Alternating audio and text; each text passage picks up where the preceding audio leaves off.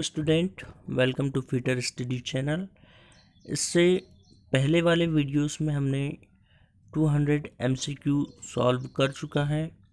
अब आज के इस वीडियो में हम 201 से स्टार्ट करेंगे, जो कि क्वेश्चन लिया गया है लिमिट फिट टॉलरेंस से। यहाँ पर पूछा जा रहा है सॉफ्ट बेसिस पद्धति में, यानी कि सॉफ्ट बेसिस सिस्टम में। अब सॉफ्ट बेसिस सिस्टम होता क्या है? सॉफ्ट बेसिस, इसमें शाफ्ट का जो साइज होता है वह क्या होता है? स्थिर रखा जाता है। और होल बेसिस सिस्टम में होल का साइज जो होता है वो क्या होता है? स्थिर रखा जाता है। मगर सॉफ्ट बेसिस सिस्टम में बहुत सारे क्वेश्चंस आते हैं लिमिट फिट टॉलरेंस से। परीक्षा में काफ़ी सारे क्वेश्चंस को पूछा जाता है, मगर यहाँ पर क्वेश्चन पूछा जा रहा है कि होल का साइज शाफ्ट से बड़ा होता है, शाफ्ट का साइज स्थिर होता है, स्वीकृत टॉलरेंस होल पर दी जाती है। सी ऑप्शन दिया है शाफ्ट का साइज होल से बड़ा होता है, और डी ऑप्शन जो दिया हुआ है वह दिया है होल का साइज स्थिर होता है, स्वीकृत टॉलरेंस शाफ्ट पर दी जाती है। तो यहाँ पर जो हमारा जो आंसर होगा वो आंसर ये होगा, शाफ्ट का साइज स्थिर होता है, स्वीकृत टॉलरेंस होल पर दी जाती है। अब यहाँ पर आपकी जानकारी के लिए बता दूं मैं कि जो शाफ्ट बेसिस सिस्टम है या शाफ्ट को हम हमेशा अंग्रेजी के छोटे अक्षर जैसे ए, बी, सी और लास्ट जो होता है जेड के बाद में Z A, Z B and Z C, ये शाफ्ट का जो अक्षर होता है शाफ्ट के लिए तय किया जाता है। और होल के लिए जो अक्षर होते हैं वो हमेशा capital A, capital B, capital C, capital D, और इस तरह से यह जेड तक कंप्लीट होता है। जेड के बाद में आपको याद रखना है कि जेड ए, जेड बी और जेड सी। ओके स्टूडेंट, इसके बाद में क्वेश्चन लिमिट फिट टॉलरेंस से ये पूछा जाता है कि BIS के अनुसार 18 ग्रेड की फंडामेंटल टॉलरेंस कौन सी होती है? तो 18 ग्रेड की जो फंडामेंटल टॉलरेंस होता है वह शुरू होता है IT01, IT0, यह एक लाइन में होता है, यह पूरा एक लाइन में होता है, मगर यहाँ स्पेस कम होने की वजह से आपको मैं थोड़ा दूर दूर करके बता रहा हूँ। IT1 से लेकर के IT16 तक ये क्या होते हैं? हमारे फंडामेंटल टॉलरेंस होते हैं। और इसके बाद में जो फंडामेंटल डेविएशन, यानी कि होल व शाफ्ट पर 25 प्रकार की आधारभूत विचलनें दी जाती है। ठीक है, तो वह कौन सी होगी फंडामेंटल टॉलरेंस? ये 0 से 500 मिलीमीटर, 0 से 500 मिलीमीटर व्यास के लिए क्या दिया जाता है? फंडामेंटल डेविएशन दिया जाता है। नेक्स्ट क्वेश्चन है होल बेसिस सिस्टम में। इससे पहले हम सॉफ्ट बेसिस सिस्टम की बात कर रहे थे, अभी यहाँ पर क्वेश्चन पूछा जा रहा है कि होल बेसिस सिस्टम में शाफ्ट का साइज होल से बड़ा होता है। नेक्स्ट ऑप्शन है यहाँ पर बी, होल का साइज शाफ्ट से बड़ा होता है, होल का साइज स्थिर रहता है तथा स्वीकृत टॉलरेंस शाफ्ट पर दी जाती है। तो यहाँ पर जो हमारा करेक्ट आंसर होगा वह करेक्ट आंसर कौन सा होगा? सी हो जाएगा। इससे पहले वाले क्वेश्चन में हमने बात की थी कि होल का साइज स्थिर रहेगा तथा स्वीकृत टॉलरेंस शाफ्ट पर दी जाती है। ठीक है, अब यहाँ पर होल और शाफ्ट की अगर हम बात करें तो इस तरह से कोई सिलेंड्रिकल पार्ट है, ये यहाँ पर सिलेंड्रिकल पार्ट है, ठीक है। और ये भाग जो कहला रहा है, इस भाग को हम होल कह सकते हैं। इस भाग को हम क्या कहेंगे?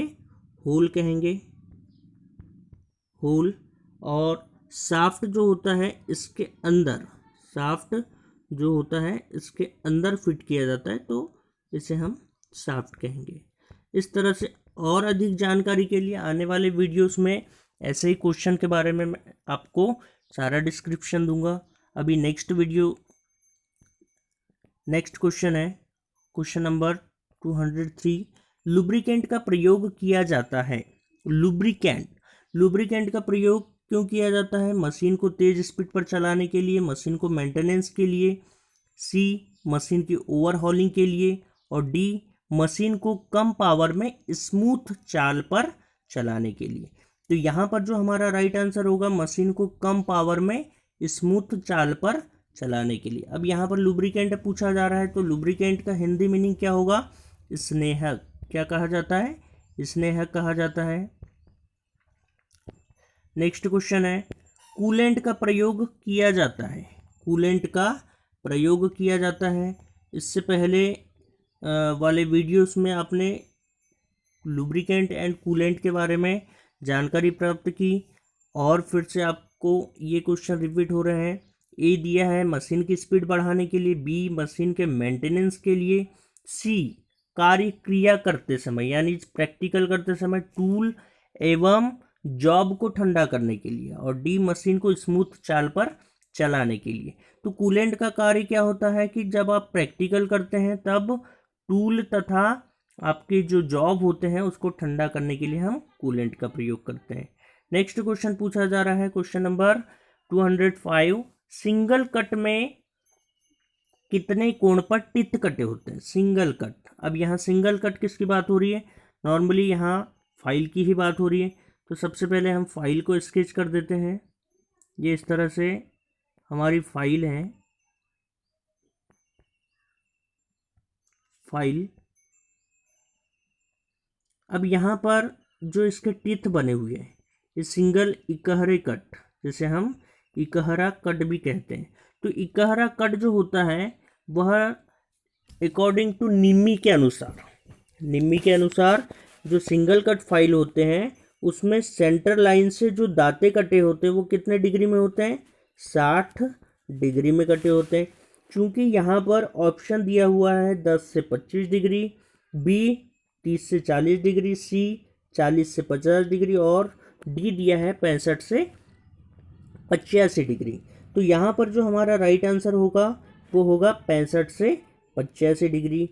स्टूडेंट, कई बार ऐसे क्वेश्चन आते हैं कि आपने अभी 60 डिग्री देखा है मगर यहाँ पर एक्चुअल 60 नहीं दिया है, तो उस कंडीशन में आप 60 से ऊपर, जैसे कभी कभी 62 भी देता है ऑप्शन में, तो आप ऐसी कंडीशन में 60 से ऊपर वाला जितना भी आपको ऑप्शन मिलता है उसमें आप टिक कर सकते हैं।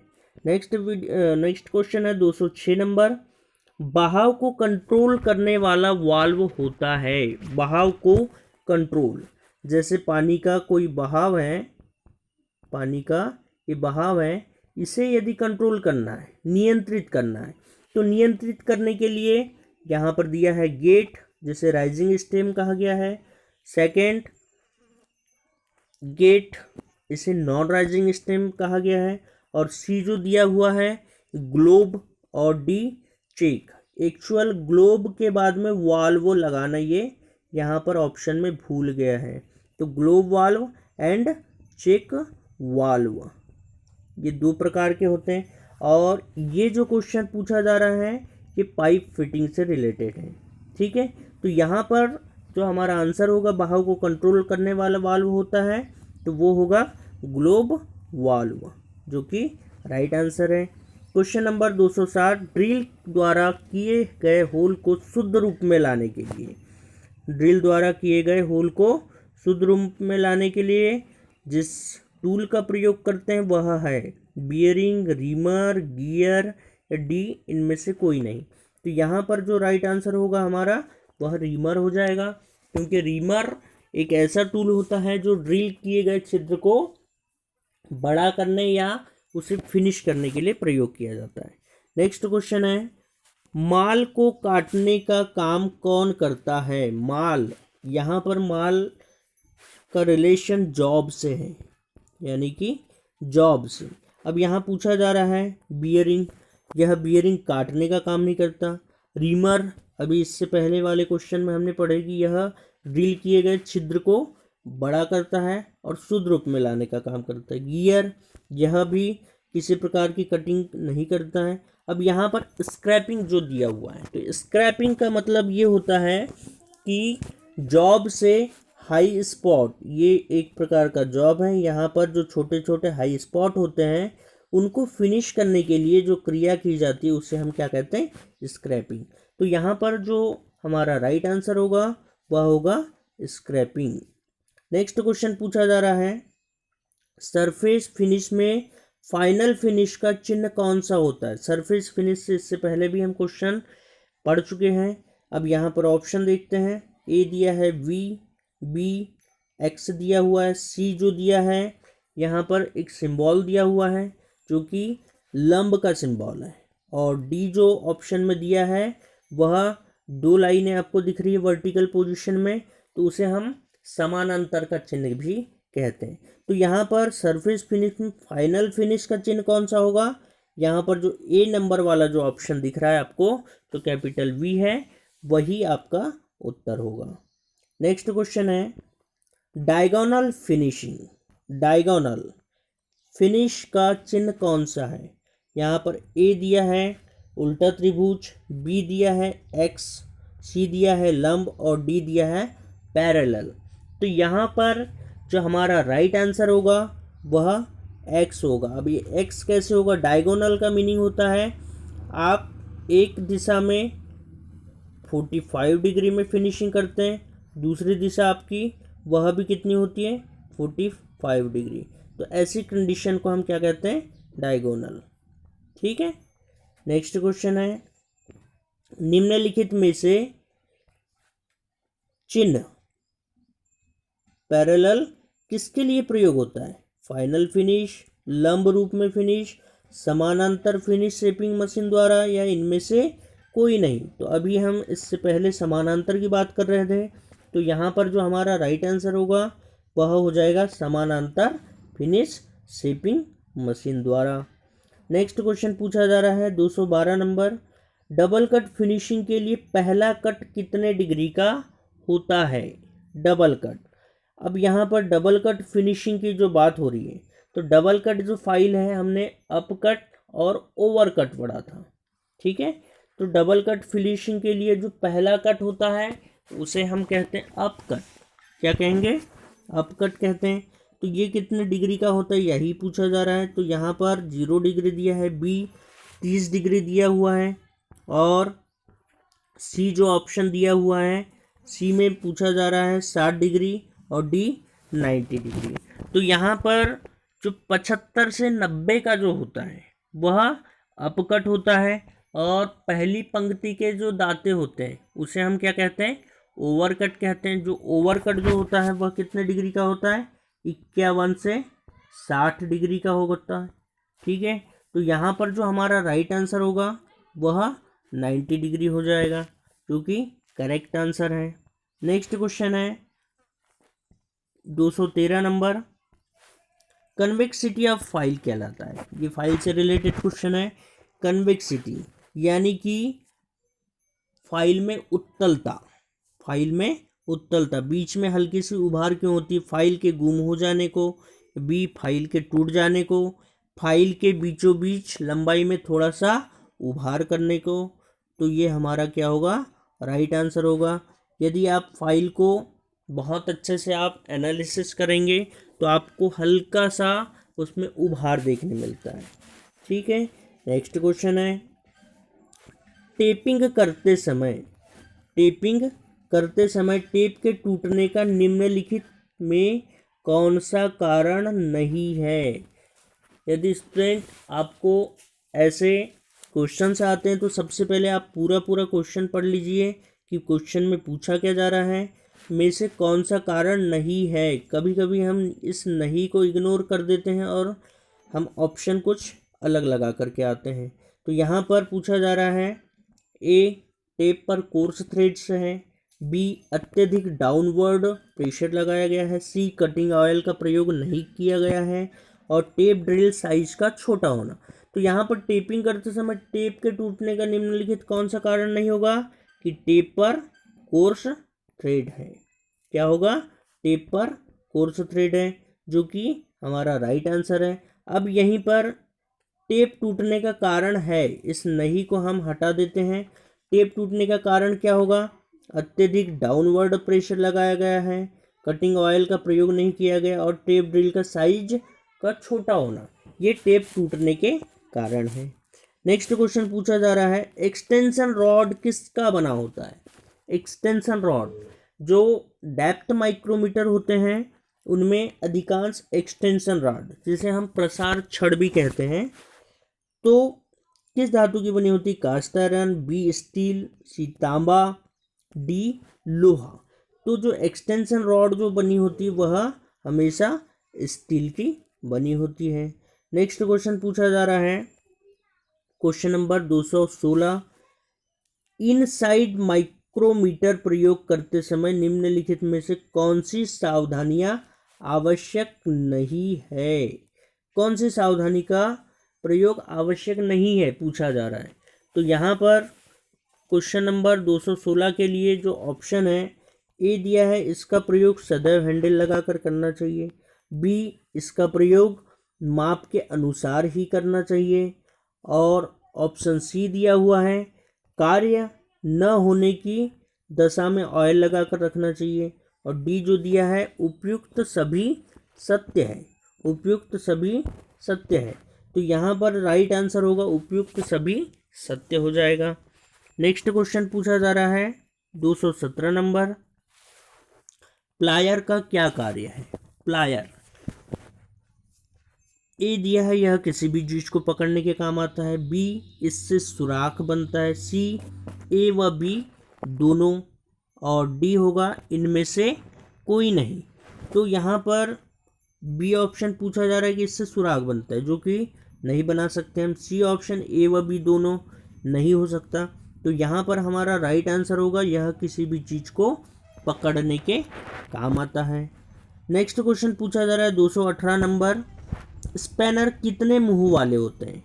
ए दिया है 5, बी इच्छानुसार और सी 2। तो यहाँ पर जो राइट आंसर होगा वो हमारा 2 हो जाएगा। वो कैसे होगा? क्योंकि स्पैनर जो होते हैं वह सिंगल एंडेड और डबल एंडेड, तो यह जो होते हैं डबल एंडेड स्पैनर कुछ इस तरह से बनाए जाते हैं, इस तरह से। तो इसका एक मुंह ये हो गया और दूसरा मुंह ये हो गया, तो स्पैनर कितने मुंह वाले होते हैं? 2 मुंह वाले होते हैं। नेक्स्ट क्वेश्चन है टेपिंग होल होना चाहिए। टेपिंग होल, टेपिंग होल होता क्या है? मान लो ये छिद्र है, इसके अंदर चूड़ियाँ बनानी है, इसके अंदर क्या बनानी है? चूड़ियाँ बनानी है, तो उसे हम क्या कहेंगे? Tapping whole. तो ऑप्शन दिया है टेप के साइज से बड़ा, बी टेप के साइज से छोटा, सी टेप के साइज के बराबर और डी टेप के कोर या माइनर डायमीटर के बराबर। तो इसका जो करेक्ट आंसर होगा वह करेक्ट आंसर हो जाएगा डी, टेप के कोर या माइनर डायमीटर के बराबर। नेक्स्ट क्वेश्चन है टेप की रीशार्पनिंग के लिए उस पर कहाँ पर ग्राइंडिंग करते हैं, यानी कि टेप को फिर से काटने योग्य बनाना होता है। रीशार्पनिंग का मीनिंग वही होगा, उसे फिर से काटने योग्य बनाना।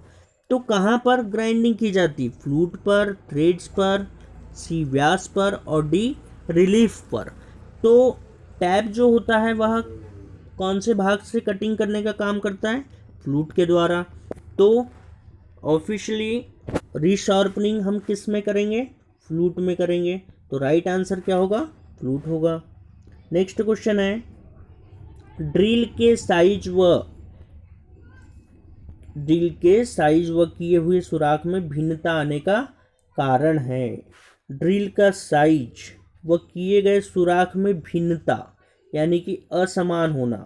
तो यहाँ पर ए दिया है जॉब पर कंपन होना, बी दिया हुआ है ड्रिल मशीन के स्पिंडल में स्केलनेस आना, सी ड्रिल के कटिंग एजों की लंबाई असमान होना, और डी ड्रिल के कटिंग एज अधिक शार्प होना। तो यहाँ पर जो हमारा राइट आंसर होगा सी, जो कि ड्रिल के कटिंग एजों की लंबाई असमान होना।